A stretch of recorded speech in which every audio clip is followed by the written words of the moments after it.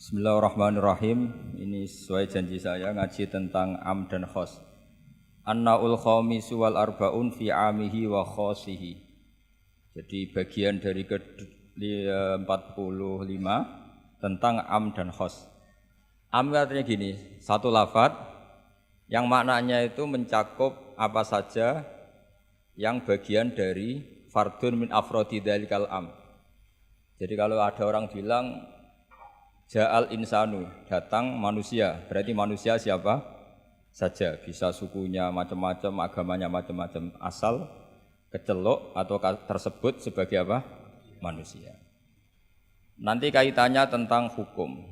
Saya baca ya. Al-amu lafdun yastaghriqu as-soliha lahu min ghairi hasrin. Jadi yang dikatakan am adalah satu pilihan kata yang siapa saja atau apa saja bisa masuk tanpa dibatasi. Di sini dicontohkan oleh Imam Suyuti kulluman 'alaiha fan. Setiap yang berdomisili di bumi pasti nanti fanin, semuanya akan apa? Rusak atau akan apa? Hancur atau musnah. Itu enggak ada pengecualian sama sekali. Tapi kemudian selalu ada problem am. Problemnya begini. Ada hal-hal yang oleh eksplisit ya, bukan sekedar implisit. Eksplisitnya nas itu dikecualikan.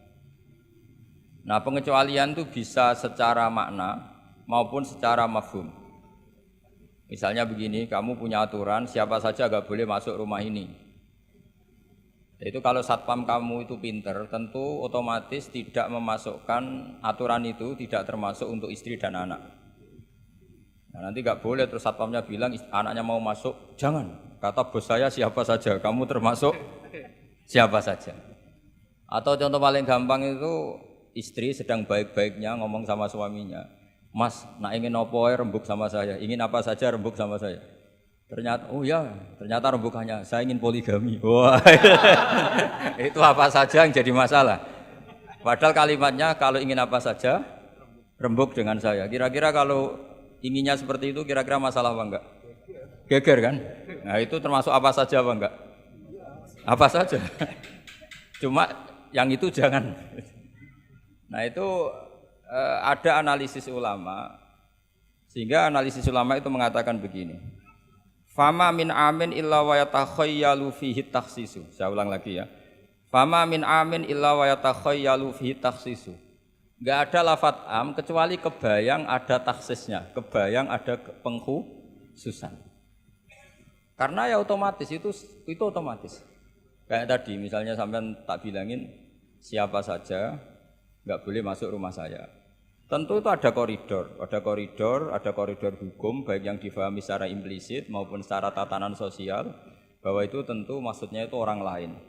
Tapi kalau gurunya, orang tuanya, anaknya, istrinya tidak akan masuk kaidah itu. Misalnya ya ayyuhalladzina amanu la tadkhulu buyutan nabiyyi illa yudana lakum. Wahai orang-orang yang beriman jangan masuk rumahnya Nabi kecuali dapat izin. Tentu ayat itu bukan untuk Sayyidah Aisyah, bukan untuk Hasan Husain, bukan untuk Sayyidina Ali, bukan untuk Sayyidah Fatimah, karena mereka orang-orang yang otomatis boleh keluar apa? Masuk. Makanya itu enggak gampang ya, menyimpulkan hukum dari Al-Qur'an enggak gampang. Misalnya gini, wa ahallallahu bai'a, Allah menghalalkan jual beli. Tentu enggak pernah kebayang termasuk di situ adalah jual beli narkoba, jual beli yang menipu, jual beli yang merugikan orang. Jual beli ini yang parah lagi ini, provokator ini. Jual beli wong wedok kan. Itu. Nah, nggak bisa kamu nerjemah gini. Allah menghalalkan jual beli apa saja. Karena apa saja ini bahaya untuk kasus-kasus yang diharamkan Allah Subhanahu wa taala.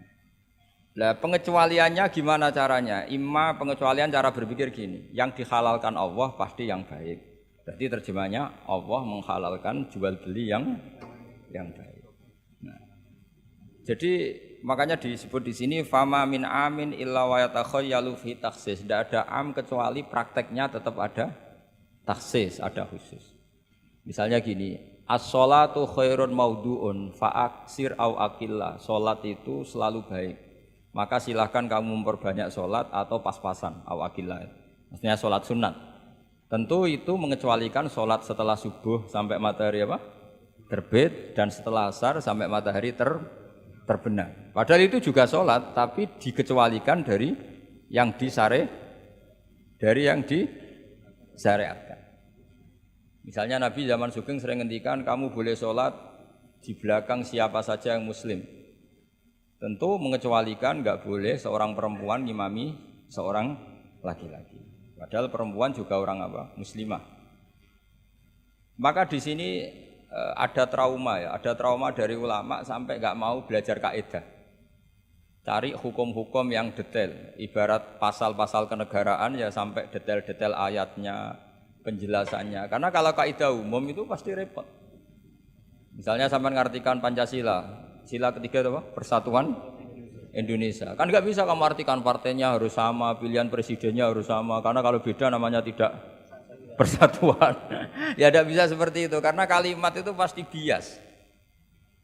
Nah, makanya fama min amin illa wa yatakhayyalu fihi takhsisu. Tidak ada am kecuali ada taksis. Di sini dicontohkan hurrimat alaikumul maitah. Diharamkan pada kalian makan bangkai. Kamu tahu maknanya bangkai? Bangkai adalah hewan yang mati tanpa bidzakatin syar'iyyin, tanpa penyembelihan secara syarak. Ada enggak pengecualinya? Ada, ikan laut.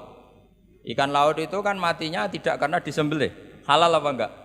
Halal. Artinya kata hurrimat alaikumul maitah diharamkan pada kalian bangkai, ternyata ada pengecualian, yaitu as-samaku wal jarad, belalang dan ikan laut. Itu masih banyak lagi. Makanya terus dibabkan faslun fi amihi wa khosihi, bab menerangkan ayat atau qaulullah yang am, yang umum dan yang khos, yang khusus. Nah, untuk memastikan itu ya mau tidak mau memang harus belajar. Kalau enggak belajar enggak bisa yang ngikuti ulama. Biasanya enggak mau belajar enggak mau ikut ulama, itu yang jadi masalah kan. Karena ikut juga gengsi. Apalagi yang diikuti kubu sebelah biasanya masalah itu.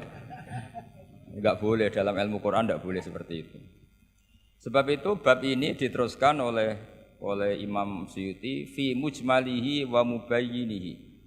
Ayat yang mujmal dan mubayyinnya, penjelas dari mujmal itu. Misalnya begini, yang dikatakan puasa itu apa coba? Enggak, ini latihan jadi ahli fikih. Yang dikatakan puasa itu apa coba? Menahan. Umumnya orang kan menahan lapar dan minum dari fajar shadiq menjadi sampai terbenamnya matahari. Nah, sekarang pertanyaannya, kalimat menahan lapar dan haus itu maknanya itu kan sebetulnya masih salah. Redaksi itu salah. Karena juga enggak boleh hubungan intim, enggak boleh memasukkan apa saja ke lubang dan sebagainya. Terus lalu batasannya sampai matahari terbenam. Ada beberapa daerah yang terbenamnya matahari itu tidak wajar. Sampai misalnya siangnya itu 22 jam. Atau kebalikannya, enggak ada matahari terbit, enggak ada matahari tenggelam kayak di kutub. Sehingga saya berkali-kali bilang, ulama Indonesia itu kenapa alim? Itu ya di antara faktornya itu ada unsur kebetulan. Sehingga ada katakan hoax. Coba kalau kamu jadi ulama di kutub, terus cerita, baca takrib di sana. Awal waktu sholat subuh itu dimulai dari tulul fajri shadiq sampai terbitnya matahari. Orang kutub mesti tertawa-tawa, mataharinya mana bah?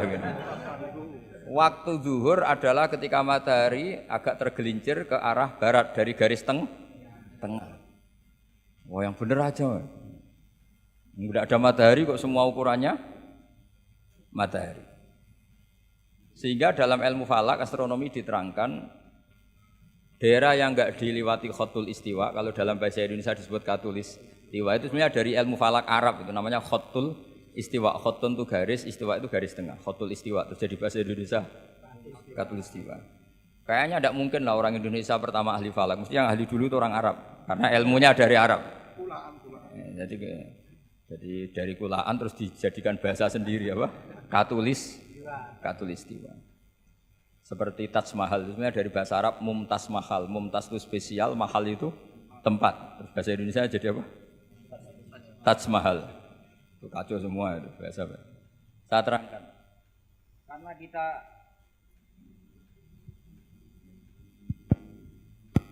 Karena kita ngaji di Indonesia, kebetulan Indonesia termasuk daerah yang dilewati apa? Khatulistiwa, sehingga waktu kita normal, trennya ya 12 sama berapa? 12. Nanti ada masalah itu misalnya kamu tadi di kutub, lalu puasanya gimana? Apa dikonversi, tetap polanya 16 jam, terus konversi per antar sholat itu kira-kira berapa apa? Jam? Taruh saja misalnya kamu sudah zuhur jam 12, ya trennya asarnya ya jam 3. Kan nggak mungkin habis zuhur jam 12, asarnya jam 1. Karena polanya tafawutnya antara zuhur dan apa? Asar itu 3 jam. Setelah zuhur sama asar sama maghrib polanya juga 3 jam. Maka yang seperti ini mau tidak mau harus ada pengecualian. Ketika Rasulullah misalnya ngendikan waktu asar itu khina yakunu dhillus syai' mislahu terus waqalilan misalnya. Waktu asar dimulai apa? Dhillus syai' mislahu. Jadi kalau sesuatu 1 meter bayangannya 1 meter. Lah pas lebih sedikit itu berarti sudah waktu asar kan gitu, ukuran dulu kan enggak pakai jam. Ya. Terus habisnya waktu asar setelah matahari terbenam. Tentu dawuhnya Nabi seperti itu momentumnya di mana? Di daerah yang dilewati khatul istiwa. Karena yang tidak dilewati khatul istiwa tidak ngalami ada matahari terbit, terbenam dan zawalus samsi. Makanya tadi itsma min amin illa wa yatakhayyalu fi takhsis, sudah ada am, tidak ada kaidah umum kecuali sebetulnya pasti ada khusus. Ya kayak tadi. Mas kowe kepen opo wae tak dukung. Wah, ya aku yo pengen wayo wis taqabbal wa minkum taqabbal ya kari. Padahal kalimatnya apa? Apa saja. Tapi jangan lagi-lagi tentang itu. Kamu enggak bisa bantah, kan apa saja. Oh, dasar orang goblok gak pahaman kan mesti gitu, malah masalah besar itu. Sehingga di Quran itu selalu ada seperti itu. Misalnya ya sama lah misalnya, nikahi perempuan siapa saja yang kamu cintai. Ya tentu cinta yang kamu cintai itu tidak memasukkan ibu dan adik. Karena itu mahram apa? Pasti ada, orang pasti paham. Boleh menikahi perempuan siapa saja yang kamu cintai, asal muslimah, asal sholat. Secara kaidah asal muslimah, asal sholat kan memasukkan ibu dan saudara kandung atau adik kandung. Tapi kan nggak kebayang dalam nikah seperti itu. Jadi otomatis ada istisna. Makanya ini perlu dicatat ya, makanya jangan sering dalil ayatnya begini berarti memasukkan apa saja, tidak bisa. Itsma min amin illa wa yatakhayyalu fihi takhsis. Enggak ada ayat umum kecuali prakteknya ada takhsis, ada kekhususan. Jelas ya? Apa saja? Misalnya gini, bohong itu haram. Ya pasti tidak semuanya. Ada bohong itu wajib. Ada perempuan dikejar-kejar sama begal mau diperkosa, terus sembunyi di rumah kamu. Kamu wajib jujur apa wajib bohong? Wajib jujur apa wajib bohong? Wajib bohong. Kalau kamu jujur namanya kebodohan. Bukan. Pak, cawe wedok mau ning ndi? Monggo teng mriki kula dudono. Itu tidak jujur, itu goblok gitu. Ya ingat ya kaidahnya itsma min amin illa wa yatakhayyalu fihi takhsis. Sudah itu aja dihafalkan. Nanti sudah pinter sendiri itu. Sudah itu aja. Apa? Itsma min amin illa wa yatakhayyalu fihi takhsis. Enggak ada kaidah umum kecuali di situ tersimpan takhsis atau aturan-aturan khusus yang terkecualikan. Itu pasti, itu otomatis. Karena enggak kebayang bahasa itu mewakili semua, itu enggak kebayang. Misalnya ada pembantu mesti dibilangin gini sama penyalurnya, ya kalau disuruh majikan apa saja turutin ya, disuruh ngelayani ya saja apa turutin, terus ngelayani diranjang ya taqabbal wa minkum kan, tetap nggak bisa, kayak lafat itu nggak bisa. Kalau majikan kamu ingin apa saja turutin, tentu tidak memasukkan hal-hal yang dilarang agama. Itu juga misalnya mahasiswa, sama dosen nurut ya perintahnya apa saja ya apa saja yang dibolehkan, maksudnya bukan apa saja secara bebas. Nah itu di Quran juga gitu. Kalau ada ayat apa saja, sebetulnya di situ pasti ada apa? Takhsis ya, jelas ya. Itsma min amin illa wa yatakhayyalu fihi takhsis. Sehingga susah sekali cari umum yang tetap maknanya umum.